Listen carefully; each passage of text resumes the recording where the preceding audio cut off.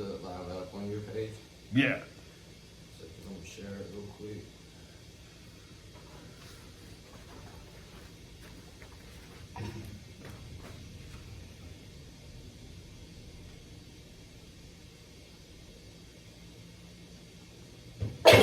You're listening to Pittsburgh's #1 station. Ladies and gentlemen, One Live Radio on mixlr.com/OneLiveRadio. You are now listening to DJ Goodnight on One Live Radio. mixlr.com/OneLiveRadio. One Live Radio, DJ Goodnight, broadcasting live from 1160 Hotchkiss Streets. One Live Multi-Purpose Center in the home of One Live Radio. www.oneliveradio.com. Check us out, tune in and listen. We're on 24/7. Sitting down with my man, Dante Jordan. Welcome, sir. What's going on, man? How you doing? DJ Good. Goodnight. Good. Good to see you. Happy New Year. Happy New Year, man. Good to see you as well. It's been a minute. Yes, sir. So, how was 2020 for you? Everybody had fucked up 2020, but honestly, 2020 here in this space was popping. Word. I'm glad to hear that. I actually have been obviously following and seeing everything that's going on down here. I've been happy for your success, man. It's really, really dope. Because a lot of people are struggling right now. 2020, I don't know. To me, 2020 was the same as every other year. So a mixture of good and bad. Yeah. It was just different things, what was good and what was bad. Yeah. I tried at the beginning when the beginning of 2020 was dope. Yeah. Then we got to the little quarantine thing, and at first I was cool. Then I started to lose my mind a little bit. With cabin fever. A little bit, but I'm kind of used to that. Yeah. A lot of musicians and artists, we lock ourselves in the house anyways, and we'll create cabin fever anyways. Yeah. But it was more or less just getting adjusted to the new way of life. Yeah. I don't think that there's going to be a return to normal. I don't think that that's possible. I don't think so either. Even after vaccines, it's still. It's the start of a new chapter. The way of life is different. I'm still gonna be wearing my mask. Yes. Oh yeah. Definitely. I want people to still stay 6 feet away from me. Yeah. I like the personal space, the boundaries, and all that. That's I kind of like that even before pandemic. Yeah. Anyway. Exactly. Yeah. That's I don't like people breathing down my neck when I'm trying to buy groceries and stuff. But it, to me, was. After learning that you have to just kind of adapt and roll with the punches, I'm at a point in life where I was already starting to understand that before 2020 hit, where it's just kind of like, life's going to happen, it's going to throw shit your way, you just got to maneuver around it, get through it, find out a new way to keep moving, because things aren't going to go back to the way they were. Everything changes constantly. This one was just a big change globally. So I'm learning to ride the wave, man. 2020 was crazy. I think would be the best way to describe it, because like even the good stuff that happened and the bad stuff was all just like wild. You know what I mean? It was very. We all know we're living in very historical times right now, where crazy shit has just been happening for a while, and 2020 was. Yeah, it was a combination of all that shit. Right. You know? 2020 was a big one. As far as my music goes, I am very happy with 2020. With the sound I've been developing. With not being able to perform as much and trying to find different ways to do this and that, is like, as a writer, your first go-to is like, all right, well, I know I can at least be writing if I don't know what I'm doing. So I've been able to write, and I've had some really cool studio sessions. More importantly, though, I've networked with some really, really cool people that I've been wanting to be. You work out of the Rap Cave, right? Yeah, I'm still working on a Rap Cave. It's still my home base. I'm starting to branch out and link up with other engineers and other studios. Honestly, under Roscoe Wickie's support as well, because he's like, look, man, we gotta keep you moving. And it's just like, I'm trying to network. B, I like stealing sounds from everybody. And just absorb that shit and learn and improve. So just getting different minds and different projects allows for me to do different sounds, and also it's learning. I grow as an artist. That's So who else have you recorded with? I have. Well, first off, you just had Royce in here. Okay, yeah. Royce is probably going to kill me because mad people are going to hit him up because he doesn't really want to do the engineering thing. But Royce is production, engineering, everything. He's been the music that he sent you for the band and all that and everything that they were showing. Like all him. He sits down, produces, mixes, records, masters. The I'm Not Okay that was on the video. Down. He recorded, mixed, mastered, produced, all of that. I laid my verse down. You know what I'm saying? That's about it. And he's someone I've been working with. There's a kid named Matt Priscilla up in Newcastle. He doesn't engineer except for his own projects. He is like a pop R&B singer. And I've been recording a lot with him as well. A, we've been making really dope music together, and B, like, we're close friends, and it's a very big learning process for me between rapping and singing and trying to do both. And so lately I've been working with a lot more engineers based in singing where they also sing as well, because there's more of a coaching in that aspect. And like, so Roscoe is the one who initially was able to coach me, because like Roscoe can sing, you know what I mean? He might hide it, but Roscoe can sing. And so he was originally coaching me and getting me to a point where I'm at now. And I've just had several talks with people that they're like, dude, you can take this and move it to this. The drummer in our band, Boslin, he really pushes me. So he's like, dude, just try this, do this. I know you can do this. You'll be able to get better at singing, And like, it's been really cool because those are the people I've been working with. I've been in contact with Mike Hitt over at MCM Studios. I haven't officially met him yet, but I'm gonna go in. I'm setting something up here in a few weeks. He's good. So that's something I've been wanting to work with. I'm finally in touch with him. That's really cool. I haven't been doing as much recording as I have been writing. And I got some instrumentals from, Garrett Hunter. He works down over at ID Labs. He works with like Tyler Bevington and all them doing the I Am movement and all that shit. His production is insane. Really? And whenever I finally finish up a song or two of the beats I grab for him, I'm gonna go in and I like to record with the people who make the beats, because if they have ideas I want to change this part because it'll sound good because I didn't think you were gonna do this, you know what I mean? So I'm gonna go down there and do a session or two with him to get those. Like I've been doing more planning and more networking than I have actual working on music. I've been doing a lot of mixing and mastering too of stuff that I have recorded. I got stuff to say. So you mix and master yourself? No. Sometimes, no, not always. I'm always involved in the processes. And I don't have a go-to for mixing and mastering. I have this, this process that I do is like, I feel like this song belongs being mastered from this person that I know. And then this song, this dude should do it. And there's a kid, Luke Oxendale, that he does a lot of mixing and mastering work. He lives down in Nashville, Tennessee. But he's originally from up Pittsburgh area. And we linked up a couple years ago and all that. He moved out to Nashville in the last couple years, but there's stuff I send off to him. There's songs that we've worked on together because I like his ear and the way he does for this style. There's stuff I take to Roscoe, like, okay, let's mix and master these tracks because I've already laid them down there, A, and B, it's like his sound is what I want on these. And as much as artists are different in their work, that's how engineers are in their work. You know what I mean? Like, this engineer is very good at this, and this one's good at this, and I like to try to capture people's sounds because that's what I tried to do when I got their beat. You know Because, when you go back to the person who made the beat for engineering, it's really like they're producing. Because, a producer, there's a difference between a beat maker and a producer. The producer helps create the song. The beat maker will just make a beat and be like, okay, go ahead and record it. So how did you link up with Royce in the band? All right, so this was...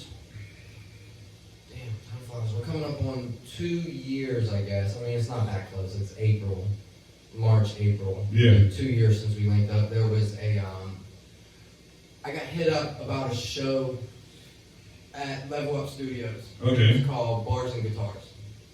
Concept was they were taking like 5 hip-hop artists, and I think it was 5, but a certain number of hip-hop artists and a certain number of musicians, rock artists, Yeah. stuff like that. And they wanted us to pair up Yeah. together and put on a show. Well, Royce and I were not supposed to be partners. Yeah. But by fate, our partners were the only two people that didn't show up for the rehearsal where we met our partners so we could start working on the music. So it was like, he was a rocker, he was a rapper. One rocker didn't show up, one rapper didn't show up. So they're like, well, all right, you two you're going to be partners now. And we just... When you have the other voice. Yeah, exactly. It was, there was, to me, it was some sort of divine intervention. Yeah. You know when you meet people and it's like, how the hell haven't I known you? And we're into the same shit, we were in the same places, we were... When I met them, the same thing. I'm like, how the fuck don't I know you guys? Yes. And especially his girl, because she wrote all the grants for the Lighthouse studio at the YMCA, which, I mean, my man, what's his name? Is it Jonathan Brown? But the one of the guys who works there, I've known for a long time. Okay. And she's the one that created the grants for the program. I'm like, yeah, that's crazy. She is a superhero, okay? Jasanta is like a blessing. She is a force to be reckoned with. She is... I could speak forever about her greatness.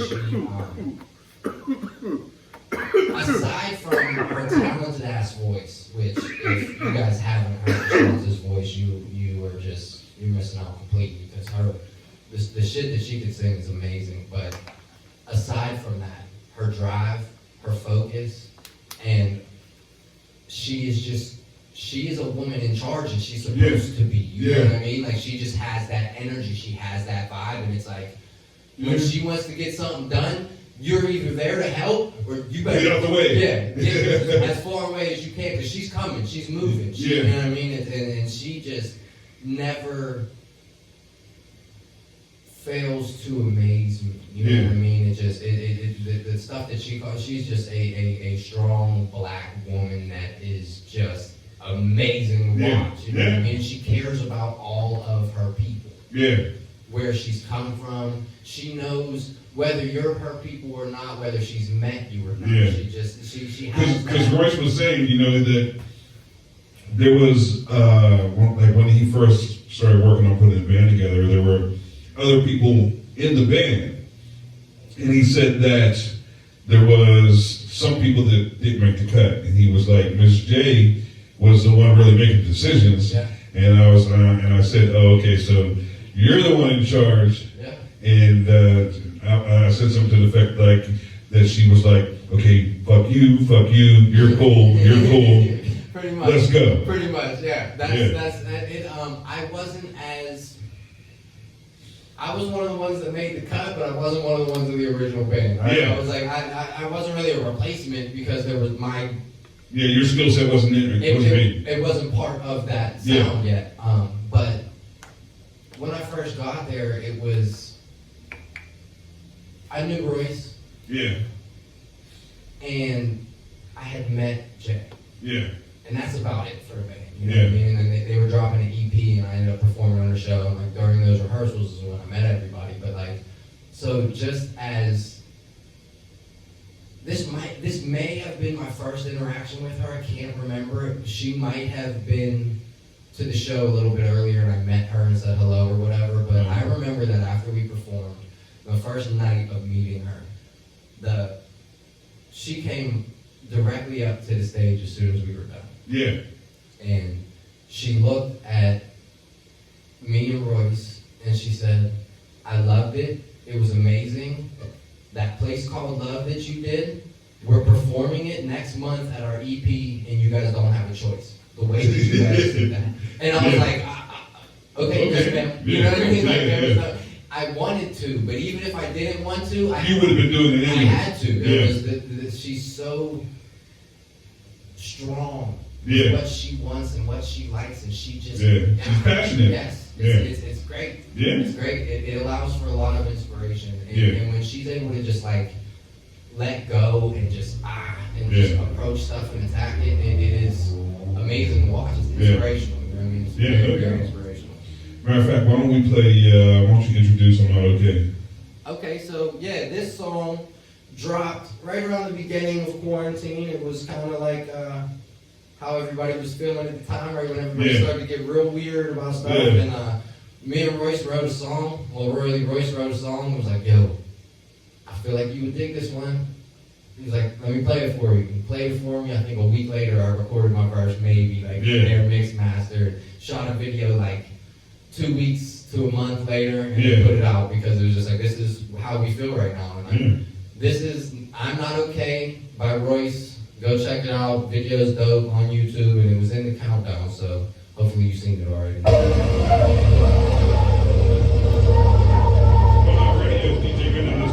There are two major crises in this country, okay? As I said, two deadly viruses killing Americans. COVID-19, racism, climate.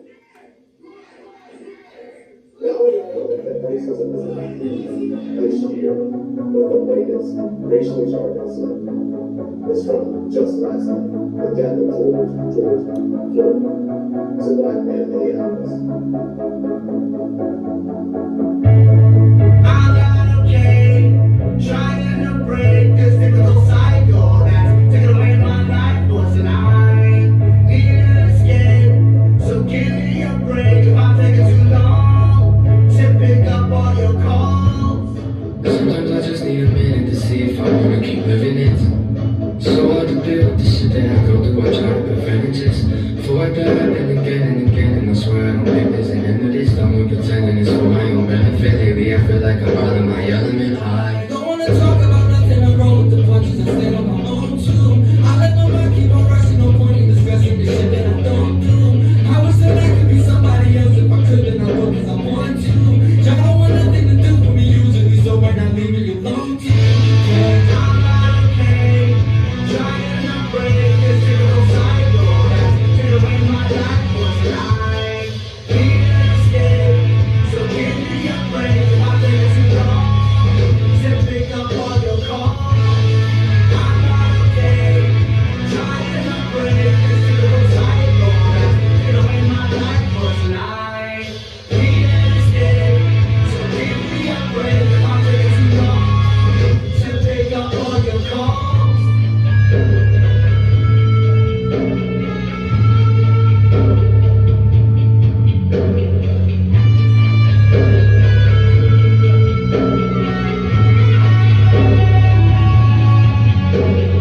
Back to my blankets, I'm laying in bed and I'm seeing these voices inside of my head. Cannot ignore it, I feel I'm exploding. I'm about to go crying and pain and I'm dead. If you can understand, I let my pain, you understand why you're praying for that. You can never even look me in my eye, cause you never heard a word that I said. What do you want from me? What do you want from me? I'm gonna hit me and hit me if I get some thoughts, and I might have some feelings, but I don't have nothing, no, I don't got anything. I'm losing my sanity, losing my hope. Don't even know if I can even joke. Trying to roll to smoke it away, but I can't find the words to even say. I'm not okay, trying to break this typical.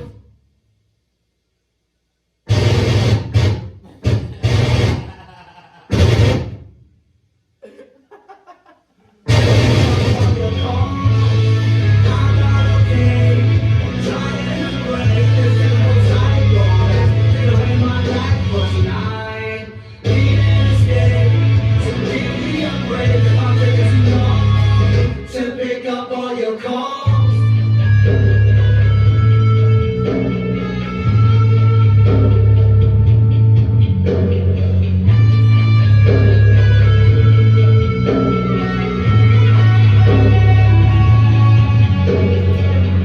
One Up Radio DJ, good night. That was Royce featuring Dante Jordan. I'm Not Okay.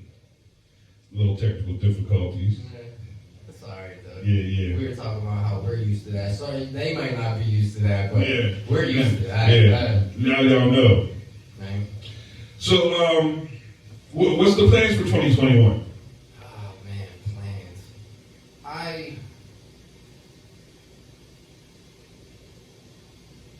think I want to keep doing what I'm doing, just a little bit more of it. Yeah. I've been doing a lot of just single video promotion work in between. Yeah. I don't know when. Maybe one day I'll be like album mode. You know what I mean? But for now, maybe an EP. Yeah. By the end of 2021 with some singles leading up to it. But I have to see how the industry is going to keep moving. Everyone right now is, you know what I mean, we're playing a little shifting game right now. We're trying to figure out, as most professions are, trying to figure out how our industry is supposed to work now. What's the best? Yeah, because I mean, for artists, this is killer, especially for those in the industry, because you know, when you release music, you can be successful. More likely, you're not going to make money off your music, but you make all your money performing live. Right. So that's why, like, some of these artists who like were on the verge or like haven't really made it yet.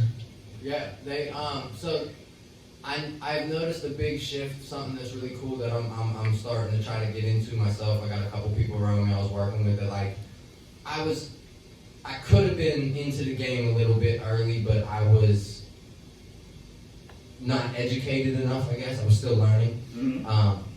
There's a lot of cool licensing things that I've seen people doing. Oh, okay, yeah. You know the homie Gallo. Yeah, that's my man. You know what I mean? Gallo, I met Gallo, it was probably close to the same time that I met Royce. I did a lot of heavy networking in that same year, like 2 years ago. Heavy, met a lot of people.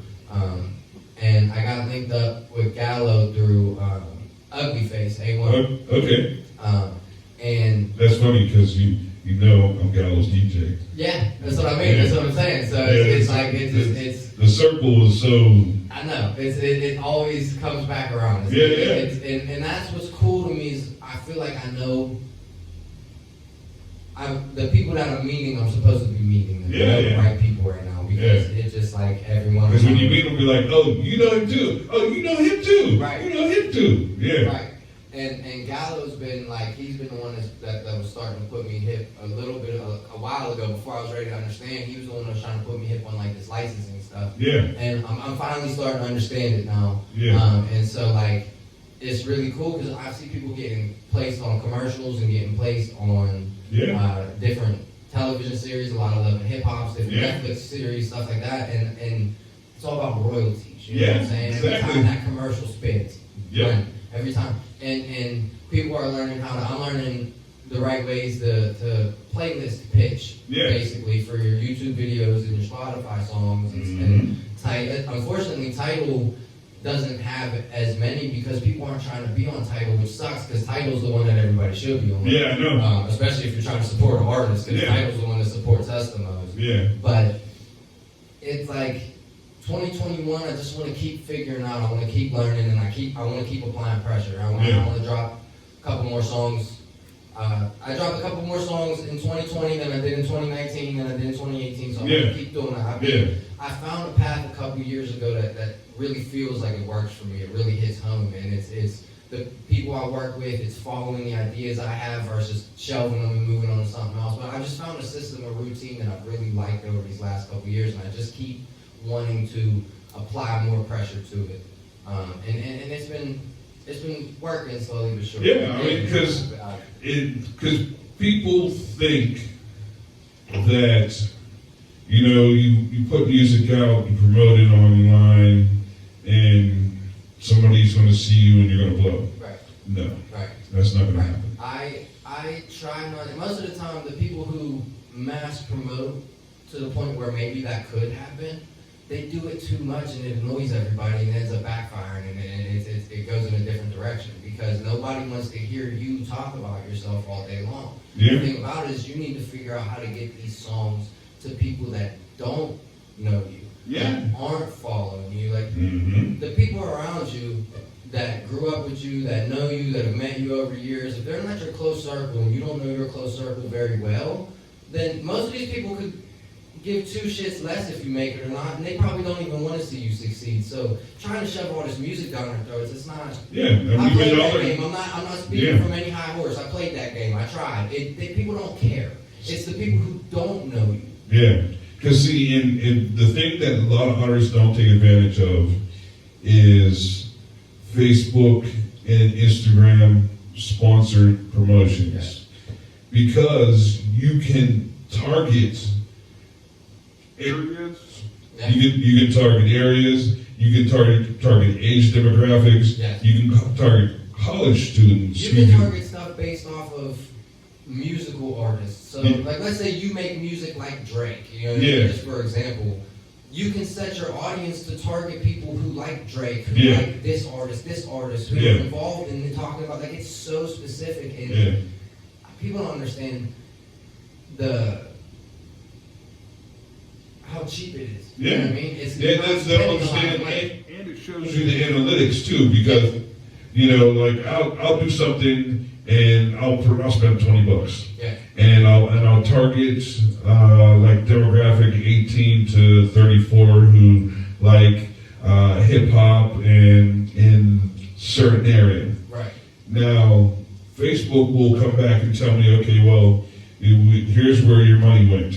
You know, we targeted, it reached this many people, and this many people watched the video, and they'll tell you how long they watched, how long they listened. Yes, it tells you, and then the next time that you spend that $20, if you start gearing it towards the audience that it actually went to, the ones that viewed it, Yeah. that $20 just did way more than $20 did the first time. Yeah. And it's a numbers game. It's wild. It's figuring out algorithms.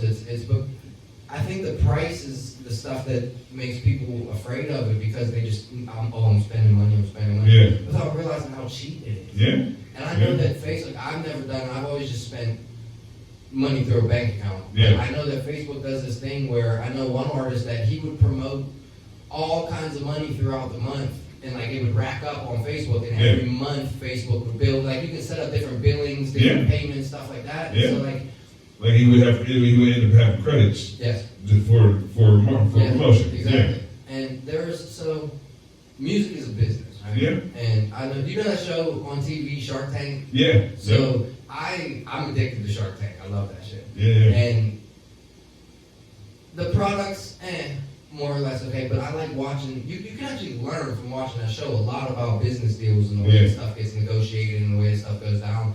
And music is like a business, and every single one of those businesses that is standing there, with whether they made $600 so far as a company, or they just made $6 million as a company over the last year, all of them have talked about Facebook and Instagram ads. Every single last one of them. And it's like, you just have to find your demographic. When you're scrolling through Facebook, you see a whole bunch of ads for a whole bunch of shit. Most of the time it's the stuff you look for online or related to that, this and that. So if you find the audience who is looking online for the stuff that you're putting out, that is a great way to do it. It's a very easy way to get real authentic views, because you don't have people on robots scrolling through Facebook videos until they find yours and watch it. Like, you get the statistics back. You're running it through the actual company. It's not like a third-party site that you're paying and getting more views here. You know what I mean? So it really is something that I think all artists need to take advantage of. And actually, I've been trying to learn more about digital marketing. Right now, Facebook has 245 billion subscribers. So more than likely, within that amount of people, there's somebody that's going to like your music. Yeah.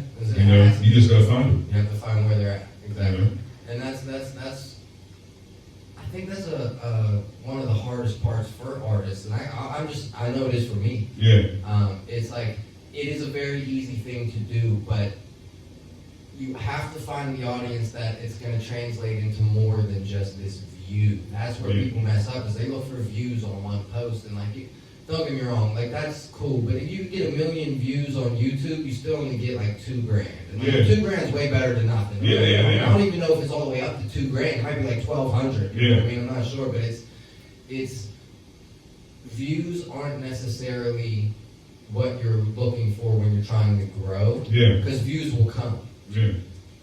if you find your fan base in the right place to network and to grow it. It's not about growing one project. It's about taking this person likes this song, so now they're gonna go through the rest of your channel. They're gonna go buy the song. It's not just, oh, I want one person to get one play on this song. Yeah. Because that's like, okay, that's cool, but now it's done when that's done. You want to find a fan so that it'll be somebody who will buy the music, stream the music, share it with their friends. And wait for your next song to come out so they can do the same with the next one. And buy your merch. Yes. You know? Yes. By the way, speaking of merch, thank you so much, y'all. I got hooked up with the care package before I came down here. No doubt. Well, when I first got down here, and I won't open it in front of them because I don't like my excited face. So I'm gonna take these home and find out what I got. But I already know I got some clothes. He says beanie stuff. I really, really appreciate that, man. So buy some merch from DJ Goodnight, man. His stuff is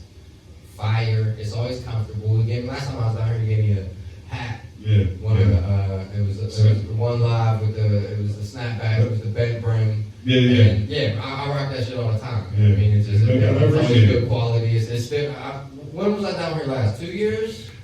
Actually, it was 2 years. Probably because it was shortly after I had moved over here. So. Yeah, I was gonna say, for an interview, I've been here more recently than that, but actually for an interview, I think it's like 2 years. I think it's still in the same condition, same quality, good quality. So buy some merch, man. Support local business. This is me and DJ Goodnight have known each other for a long time. I told you when I first pretty much a decade. Yeah.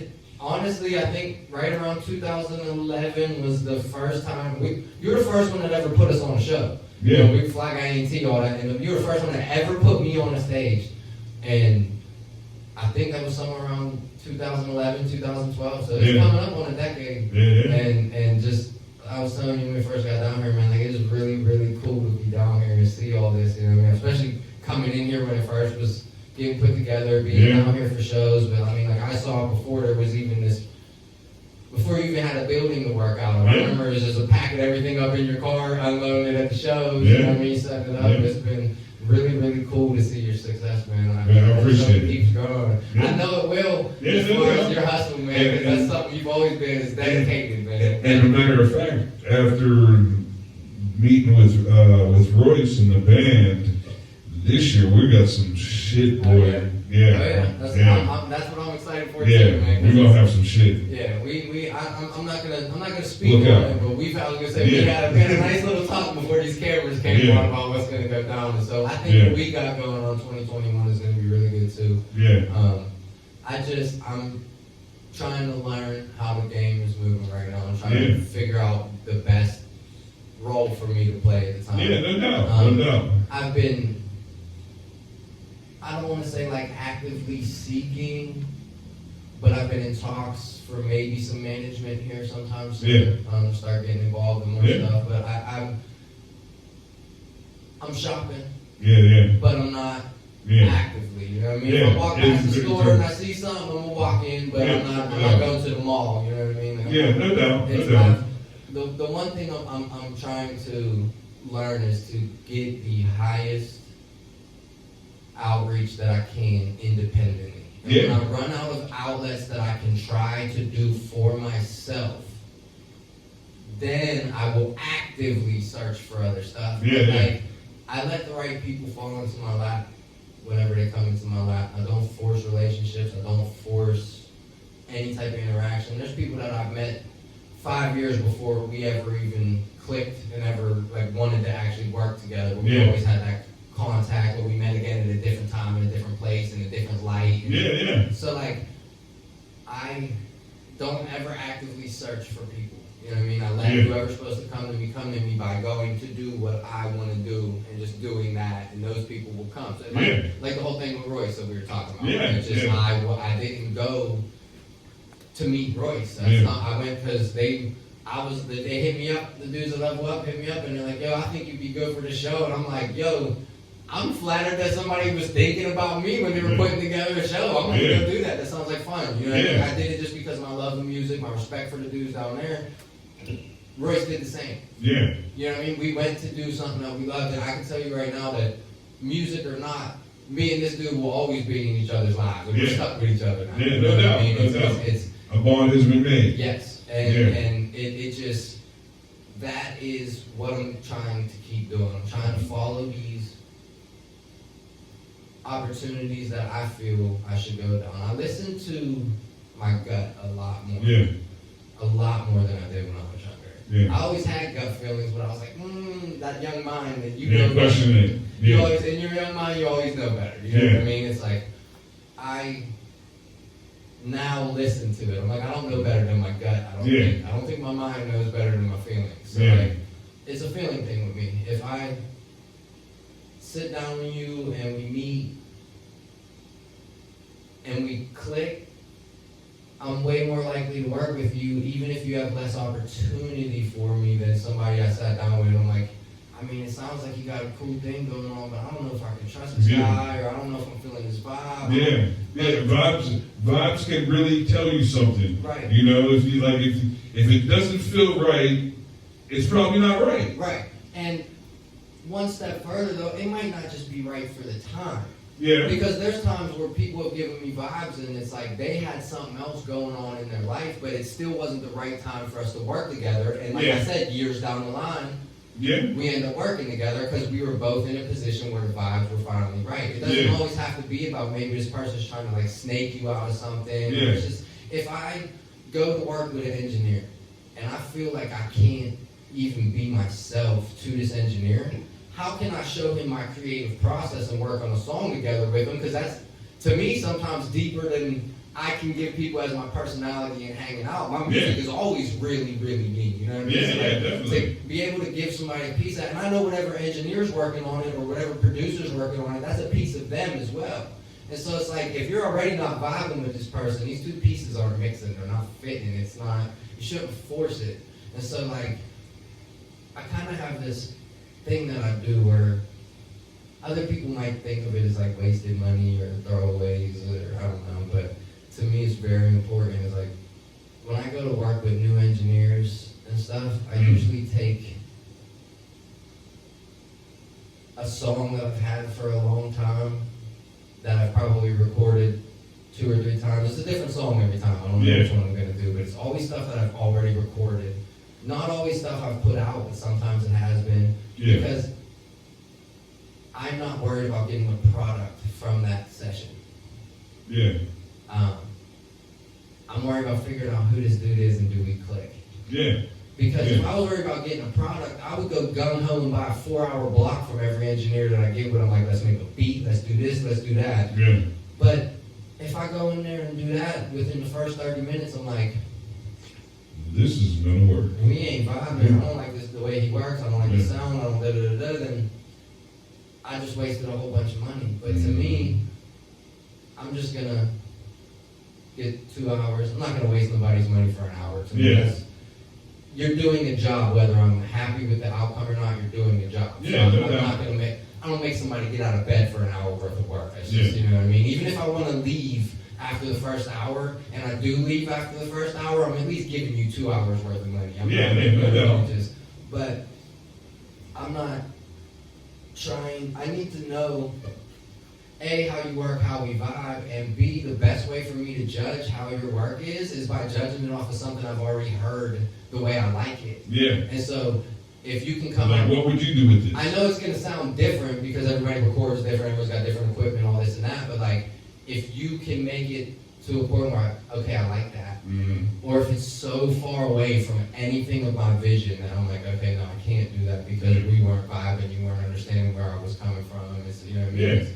Without the proper engineer, you can kill a song because even if it's good, even with the same quality, if you're not vibing with that engineer, they don't hear your voice the way you're trying to deliver it. In the spot, you're trying to deliver pain, but they think you're trying to deliver anger, so they can give more of an aggression to that tone, and like, they don't hear what your vision is. And I don't think it should be strictly my vision either. I think it's a give and take. It's collaboration. Exactly. And so like, if we can't get close enough to a common goal, I'm not going to judge somebody off of one session, but if we can't get close enough within a realm, then I don't want to come back and work. It's just not going to work for me. So like, other people told me all the time, like, why would you even waste your money if you're just going down to do that? And I'm like, it's so much bigger to me than just whatever I'm gonna pay for this hour. This is 2 hours. No doubt. So who recorded Need to Quit? Roscoe. Roscoe. So from start to finish, this song, everything done with the Rap Cave. Beat made, song recorded, mixed, mastered, absolutely like everything done at the Rap Cave. This song, it was one of those songs where it's like shooting that buzzer beater shot. Yeah. But you're too scared that you can't even watch. And so you just like, you look away and just hope for the best. So like, this is my first, I've been developing this new style of the quarantine type thing, you know what I mean? And especially working with the band, it's been like getting me singing a lot more. Yeah. And I've been like finding this new wave for myself. And this was like my first like, this is what I've been working on, you know what I mean? Here you go. But it's like, you're always unsure of yourself as an artist, especially when you're releasing new stuff. So it's like, I have a confidence when I release it, like, check this out, boom, you know what I mean? I release it the same way I always do, but inside, you know what I mean? Internally, I'm like... Yeah, I mean, see, I mean, to the point, artists sometimes to the point even change their name releasing it like Mac did, you know? Larry Fishman. Yes, because it's a completely different sound. I know J. Cole does it too, I forget the...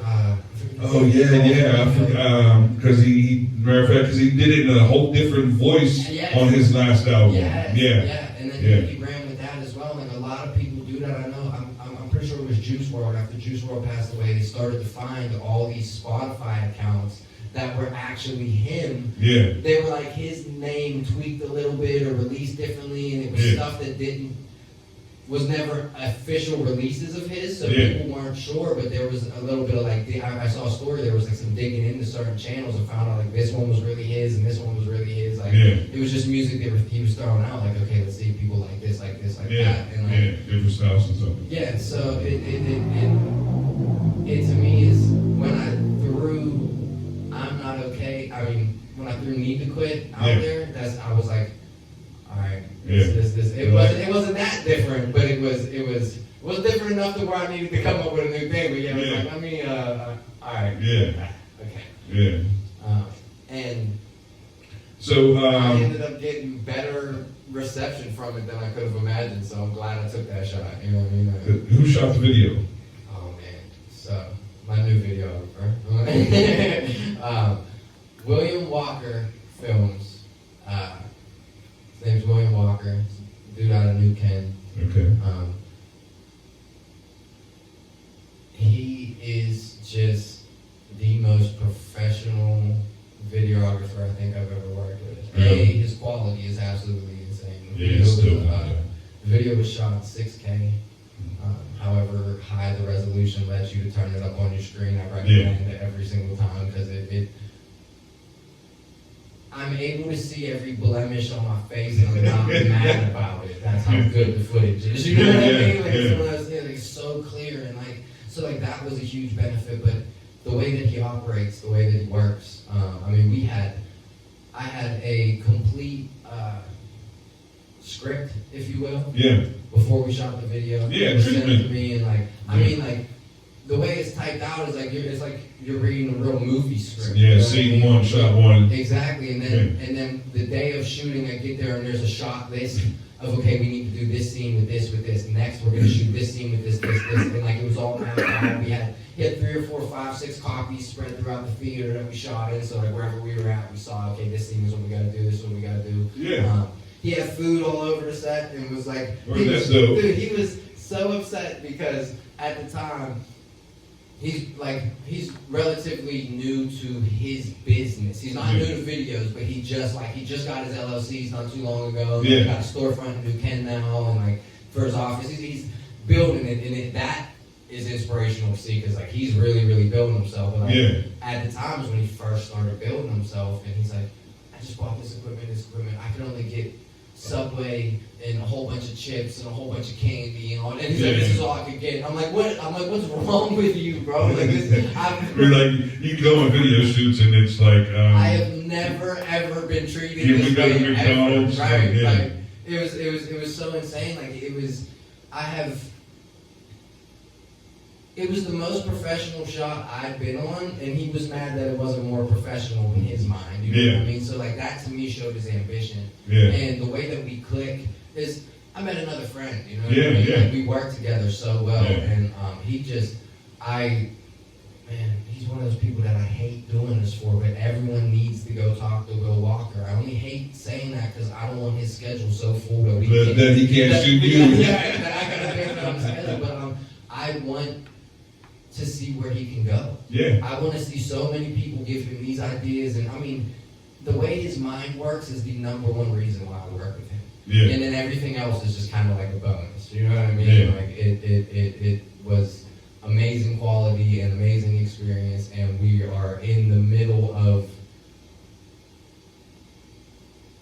the process, I guess, of shooting another one. There's this one's a little bit more involved. I had to do some casting for extras, different stuff. I'm not gonna speak on it too much, but it was a lot more to pull together than just me and him planning a video shoot. So we are really close to being by shoot day. We're trying to get a shot by the time this month's over. For what song? It's a new song that so it's a new song that it's weird. It started my new style. Yeah. But until I learned my new style completely, I couldn't finish this song. Like, so it was the first one that I started. I'm like, you know what? This beat makes me want to try to do this. So I did a hook for it, and then I was like, okay, what do I do? Yeah. And then I worked on a whole bunch of other songs, and when I got to, I'm like, oh, okay, this is why I couldn't work on that song. I needed to learn this style more. Yeah. I love it. It's the only thing I'll say is call it On the Road. That's it. Okay. But it is. So tell me about Need to Quit though. What's it about? Need to Quit. So Need to Quit, in parentheses, bad habits. It is basically, if I could sum it up, it is about wanting to be better, wanting to get more than you have, and coming to that realization that there's a lot of shit you need to stop doing to get there. Hold on a second, I don't know what the hell's going on. I'm not playing anything. What's the old footage to work? How did it? Oh shit. I don't know where that was coming from. I mean, you know, just look back, the TV's on. Like, there's some ghostly stuff happening in the studio right now. We said Matter of fact, let's play. we'll play the song and then we'll talk about it. Yeah, because we gotta battle these ghosts real quick. We're ghost busting. Yeah, something's going on in here. We gotta figure it out. So bear with us. Need to Quit. Dante Jordan.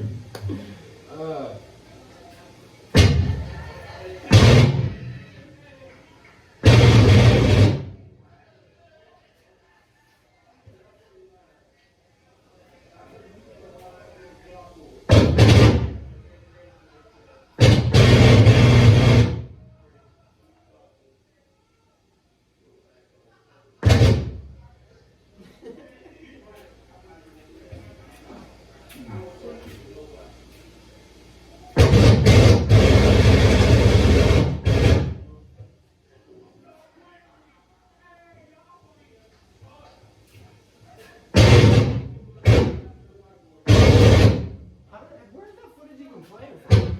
It's playing from the TV. I don't know what the hell's going on with this. Bear with us for just a second. I am going to play this song. I'm probably just going to play the video on the Ghost TV. Yeah, probably.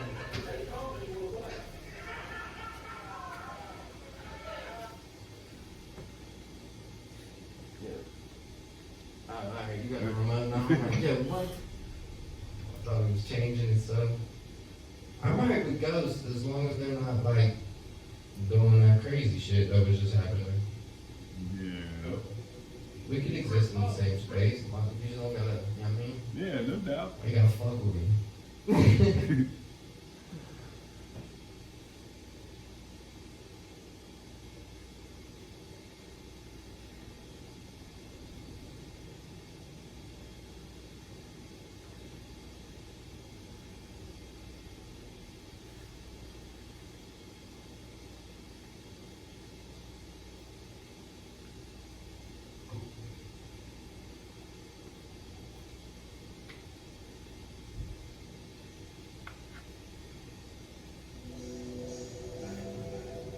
The number 9.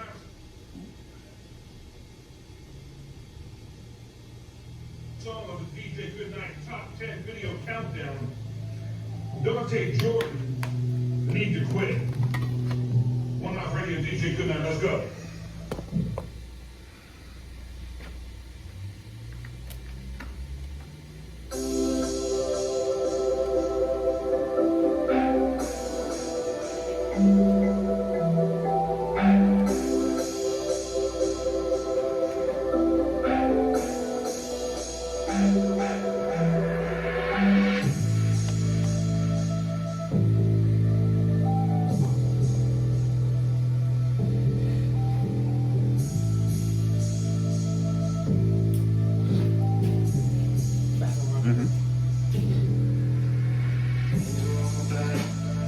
Got the devil on my mind now. They know where I'm at, but they swear I'm hard to find. All over the map, I stay with the flame like a pyro. Eyes low, but I know that bitch I'm on point like the head of a rhino. Charging my rivals, do what I gotta do just for survival. I'm with the title, chasing the drum shit, I'm with my idols. Never sit idle, don't make it feel like I'm wasting my time. No, I just wanna fly though. That's what I'm doing, just to get higher. My elevation, I'm used to the basement, but now I think I'm on the top low. I've been giving it everything that I get for as long as I can remember what the fuck I'm on the stop low. I don't listen to me, it's all the way to even give a fuck about anything beside though. I'm gonna get from my family, I'm trying to be the greatest motherfucker out of anyone that I know. But I guess it's all that I gotta do before I'm reaching it. I know I'm running my lessons, but one day I hope that I'm teaching it. I don't need it, so please don't push me when I'm ready to preach and shit.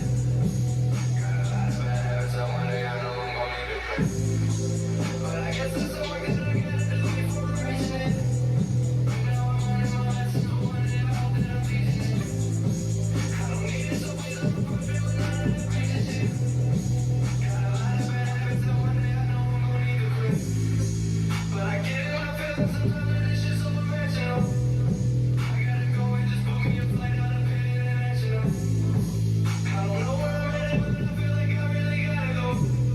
Please tell my family I love them, cause I don't think I'ma be coming home. They stop for a long time, they talk about running, but really I'm on mine. This shit gon' be all mine. I'm telling you right now, this shit gon' be all mine. I'm not with the talking, I'm living this shit like it's my only option. Cause bitch, I'm a boss and I don't ever think that I'm gonna be stopping. I can't do what I do when I don't think give a fuck about anything with the music. I'm pursuing at the door, cause I'm tired of those I'm waiting to find the movie. Cause I'm like how I'm moving, I'm under pushing these motherfuckers. And I ain't even talking, I'm not the best, but I'm doing just like a lion. I'm doing what I'ma get to my I'm sick and trying to fuck some matches, I'm just waiting for the day that they calling me. But I guess it's all that I gotta do before I'm reaching it.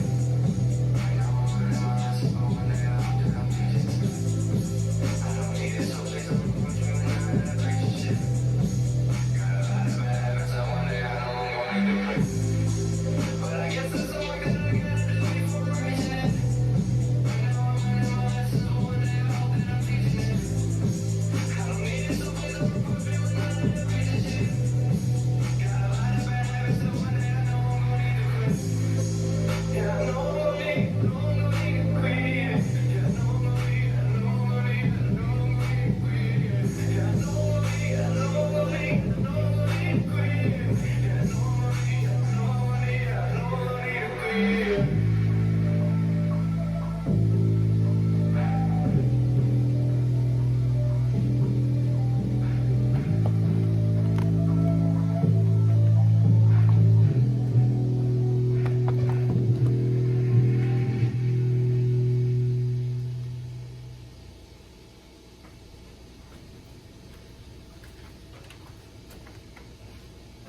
One Love Radio, DJ Goodnight, Dante Jordan, Need to Quit, aka Bad Habits.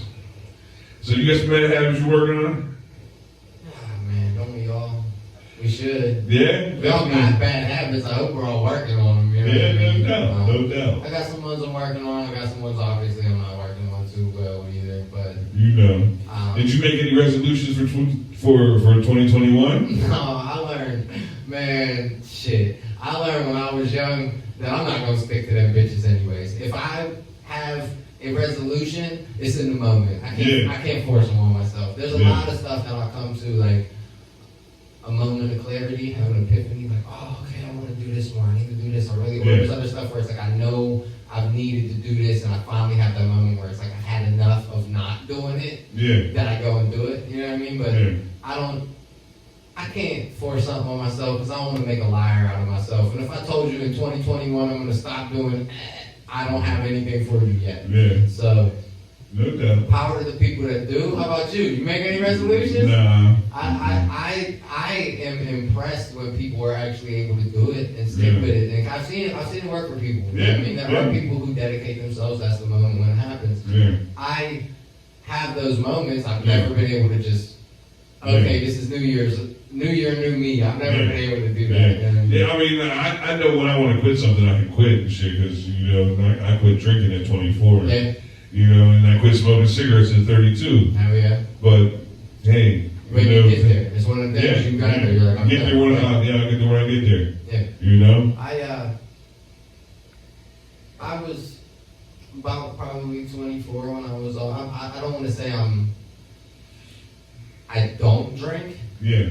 But you figured it out. I can't tell you the last time I did drink. It's every once in a while I might have a drink. Yeah. I can't tell you. The last time I think I was drunk was like 2 years ago in Puerto Rico, and that was after not being drunk for years, probably 2 or 3 years before.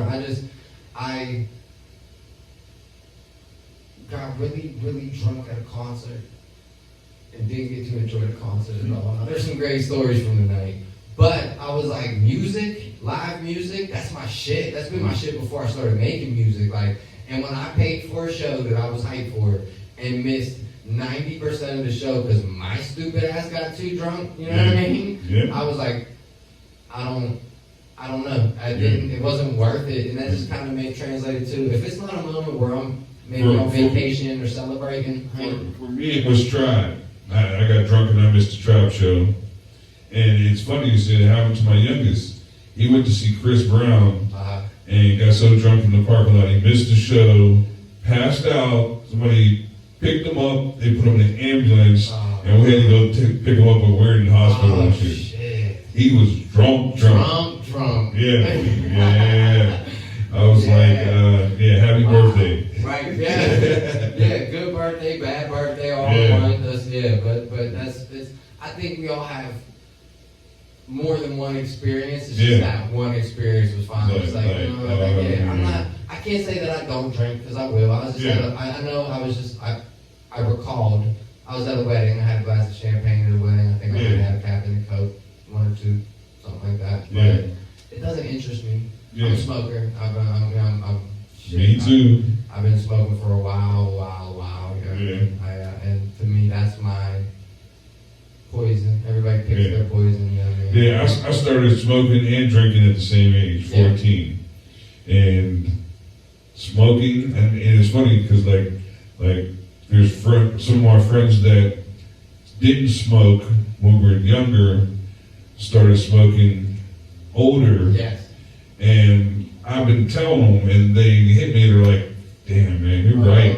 You're right. Yep. This is like this shit's. It's like it's healthy. It's good for you. Really, it is. And honestly, aside from smoking it, there's not any health risks involved. So like, smoking weed isn't necessarily the best for you because you're smoking it. But if you went like, so you know them vaporizers people put on the table, runs like hot air through it. Yeah. If you do that type of vaporizer or you eat it. There is zero health effects, health risks involved. You know what I mean? It really is like completely okay for you. Smoking is just burning anything has carcinogens in it. Yeah. You know what I mean? Like, Yeah, exactly. a campfire you're sitting around got carcinogens because it's burning wood. But Yeah. like, other than that, there's the weed really is like, I know people who don't smoke hate hearing it, you know what I mean? But it really is. Yeah, because I It's mean, a miracle drug. it's about to be legal federally.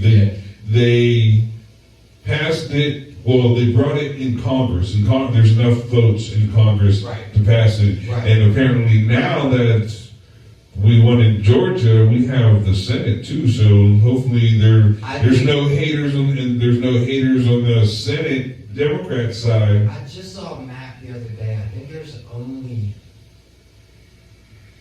5, maybe 6 states left in our country that haven't at least That medical, decriminalized. yeah. Most of them are medical, but even the ones that aren't medical, they have decriminalized it Yeah. at least. And so it's like, it was crazy to look at the map. I remember looking at maps. I like to look at maps just to see the progression over the years. Yeah. I remember back like 2010, 2011, when they first started doing this, you'd have like a green state over here, a green state here, and like a light green is like, what is it? Light green is decriminalized. Like just a mid-tone green is medical, and then dark green is fully legal, recreational. And then black is totally illegal. Yeah. And I remember most of the map being just this big black patch with a little bit of green, some light green. Now it's like dark green, dark green, dark green, light green, green. There's like 5 states, 6 states that are blacked out still, and it's like. Because see, what's really going to happen is like right now the country's in a deficit. People are unemployed. We're printing money that we really don't have. Right. If they federally legalize marijuana and tax it, there will be no deficit in this The country. taxes are outrageous. Yeah. That's like, so I love going to states where it's legal because I love dispensaries. I don't know, I just got an addiction to them. It's not necessarily the weed because there's just as good as weed out on the streets. No doubt. As well as I do. Yeah. If they got the weed in the dispensaries, that same exact bud is somewhere else in the streets too. But you're taking a way bigger risk that way. You're in these legal states, you walk in the store, it's like being a pothead, it's like a little kid in a candy store, yeah. You know what I mean? You walk in, you see all this shit, it's always like, I don't know which one I want to pick, I don't know which, but it's like an experience, you know what I mean? Some people like shopping. And plus in the dispensary, they have it broken down into different indicas, sativas, and So you start to go buck wild a little bit, you know what I mean? You start grabbing, but like I'm a numbers person, I'm a money person, so you sit there and you start to, rack up and you're like, okay, this is gonna be this. You get to that register, because you're thinking, okay, tax, you know what I mean? But I'm talking 30, 25% tax. You're like, okay, this right here, this is gonna be $350. You get to the register, like, oh yeah, $417, and you're like, oh man.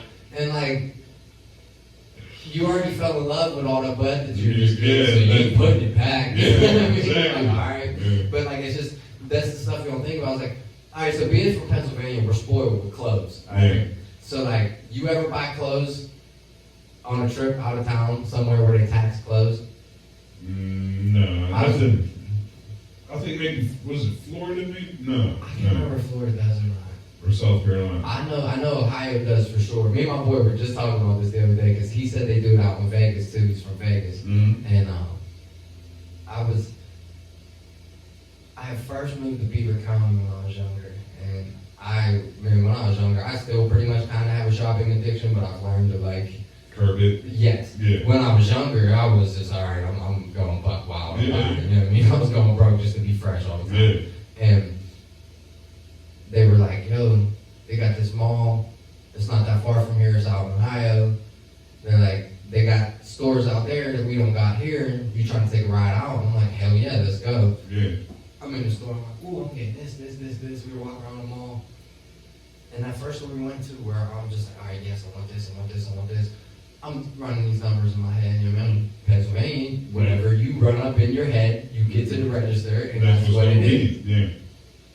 I get to that register, and there was an extra $30, $40 on it, because I was, you know what I mean, I was Yeah. their tax ain't that ridiculous out there. I was spending a lot. I was, carrying bags, and it hurt a little bit. Damn clothes, you know what I mean? Like, we need these. You don't think clothes a necessity? And so it just like, I know we're blessed with that, but taxes on everything, man, it kills me. The idea of taxes is like everything. You get taxed on the money that you make, and then you get taxed on the money that you spend. And people don't think about it that way because it comes in different forms, but you're getting double taxed on your money. To get it, you must be taxed. To spend it, you have to spend it getting taxed, unless you're buying necessities. You know what I mean? Most places that's only food and water. How about, because I see you smoke, how about cigarettes in New York? Oh, man. All right, let me tell you the story, man. So, cigarettes in New York have been through the roof. Yeah. I wouldn't be surprised if there's something like 20 a pack right now out there. Yeah, probably. So, because I mean, to think about it, really, they're 10 here. Yeah. Me and some of my people were up in New York, I want to say 2013. We were performing.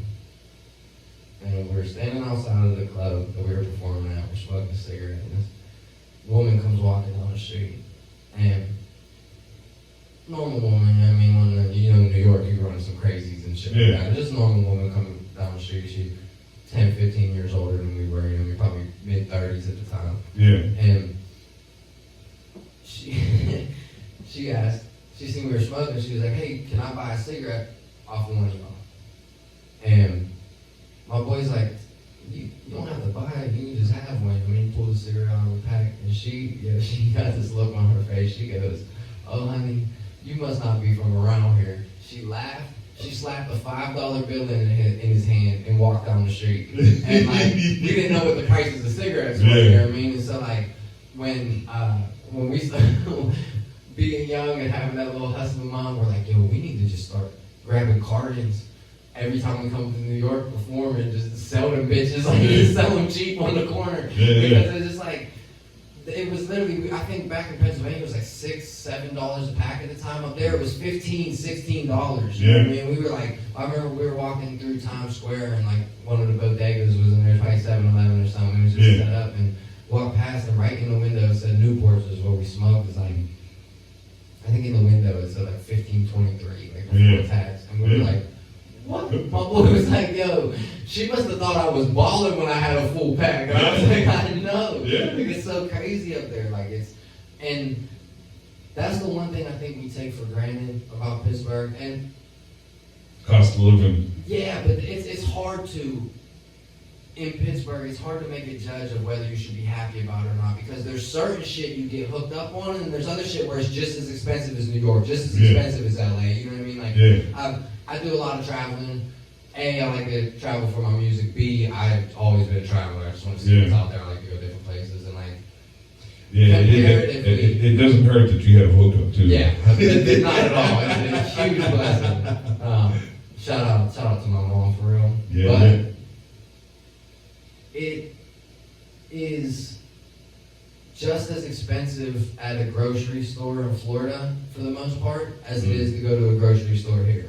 Yeah. But rent for the same thing in Florida is $500-$600 more a month for something up here. Yeah. But there's also places up here where the market is like, this market is so distorted over here that people are paying this much money, which could get you a house in LA. You know what I mean? So things fluctuate around here where it's like, we're that weird, like, we're like a minor major city. You know what I mean? Like, we're a big city that's small. And so like, we have some big city aspects, and then we have some small town aspects. It's like, it's funny too, because like, Pittsburgh's gone through a conversion in the last 10 years from where the thing was, if you lived in the city, you wanted to move to the suburbs. Right.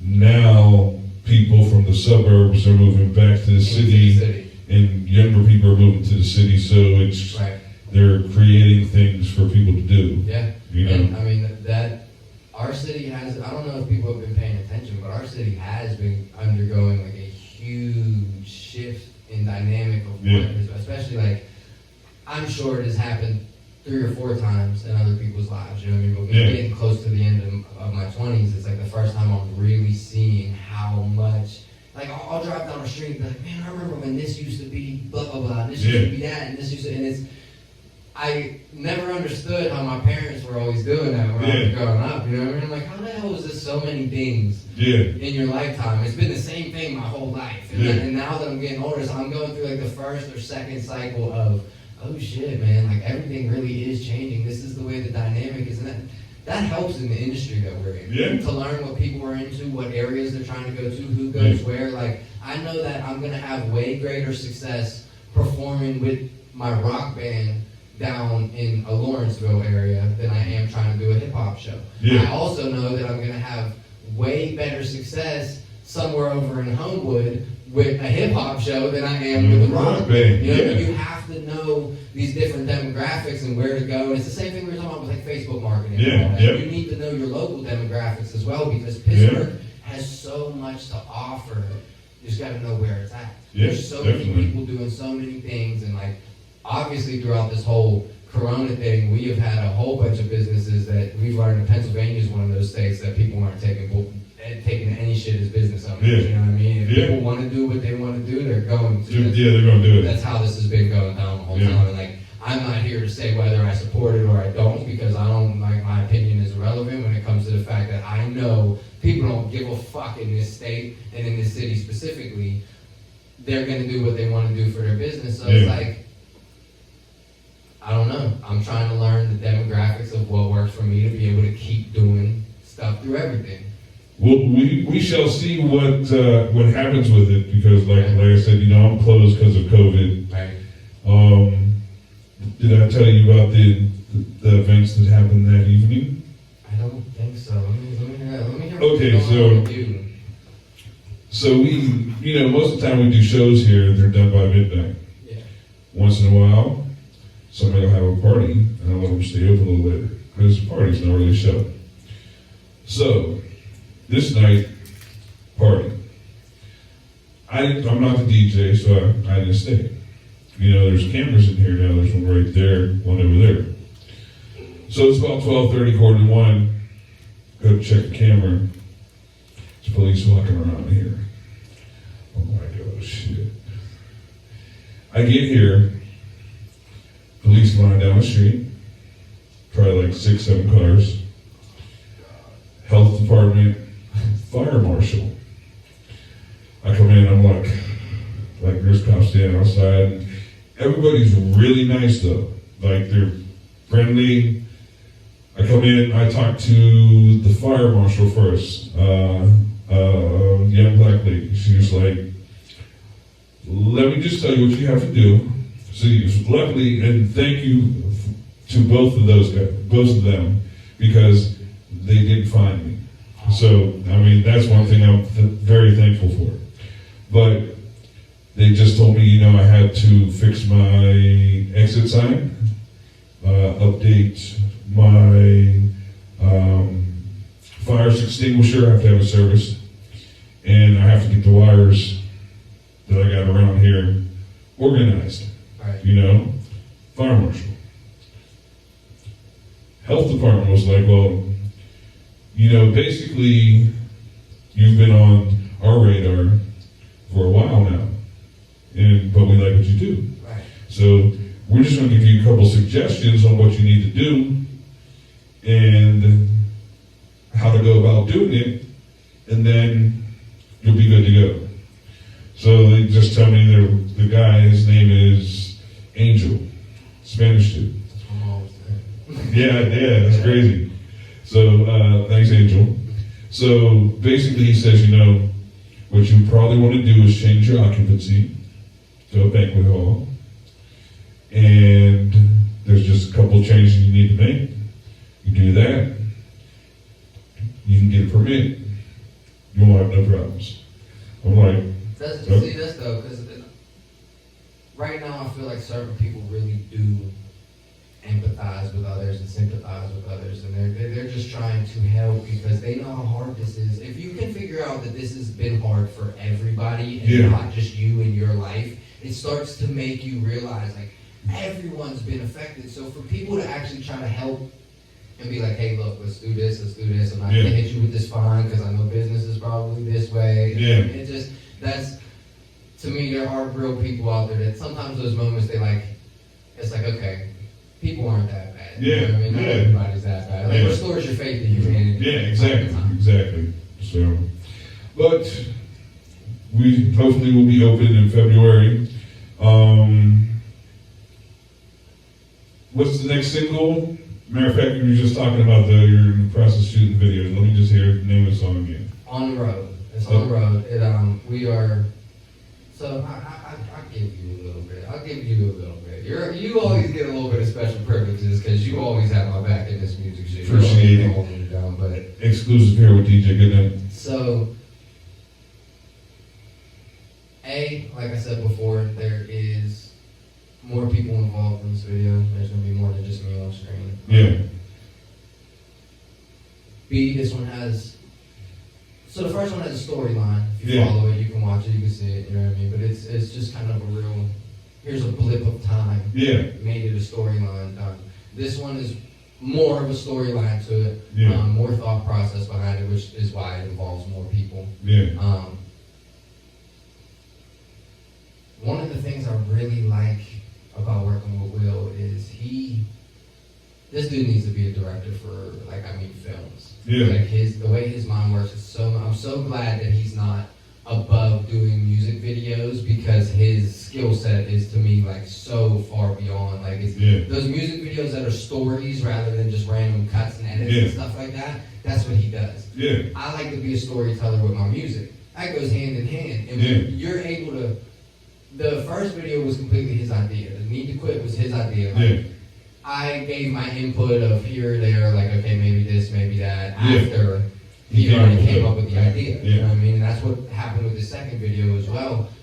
He is able to visually capture what I try to capture, the same emotion and the same stories that I try to capture with my music. Now, it won't be the story I'm thinking in my head.